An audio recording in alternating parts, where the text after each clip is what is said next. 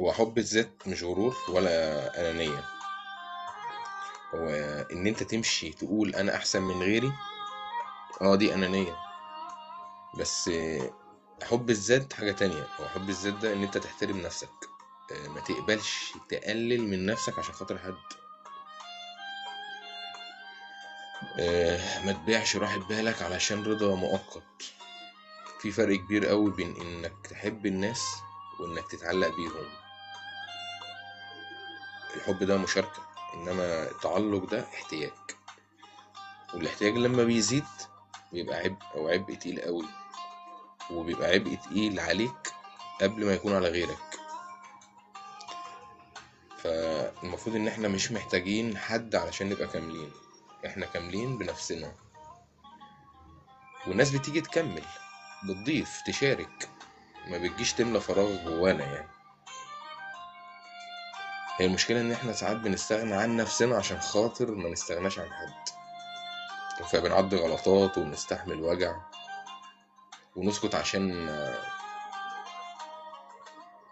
ما نضايقش حد، ونسكت على الحاجات اللي بتضايقنا. كل ده علشان نخاف نخسر. اللي وجوده في حياتك مش مريح مش هيضيف لك.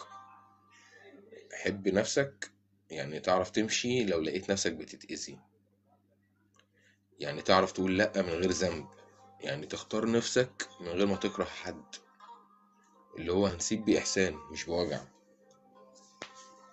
وإن أنا أستغنى مش معناه إن أنا أعيش لوحدي، أو إن أنا أقفل قلبي أو أقفل على نفسي.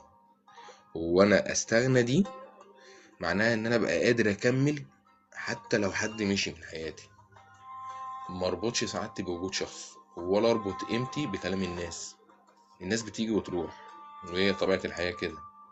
لكن أنا لازم أفضل ثابت لنفسي. وأجمل حاجة بتحصل فعلا لما تحب نفسك. هنا بتبدأ فعلا إن أنت تتعامل مع الناس الصح، اللي تحترمك، اللي ما تضغطش عليك، اللي تحبك وانت على طبيعتك، مش وانت بتتغير علشانهم. فحب النفس ده مش أنانية. الأنانية فعلا إن أنت تسيب نفسك مكسور علشان خاطر يكون غيرك مرتاح. فعايز أقول بجد والله لكل واحد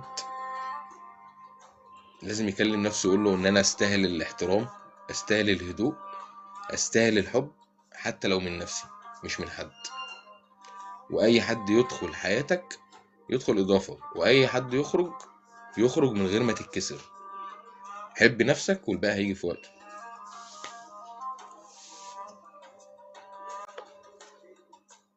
ولا هموم ولا أي حاجة يا مدورنا والله. هو فعلا الناس بقت بتفهم غلط. الناس فاهمة إنك لما بتقدم حاجة ليها أنت اللي بتقدمها، ما بتطلبش. لو وقفتها يبقى ده حق مكتسب. أنت إزاي تمنع عني الحاجة اللي أنت كنت بتديها لي؟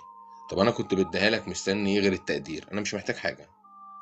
أنا لما بدي بمزاجي، بس أكيد مش مستني مقابل إلا الاحترام والتقدير. هو ده اللي بيبقى فعلا فعلا الشخص السوي مستنيه، والشخص السوي يديه، مش اكتر من كده.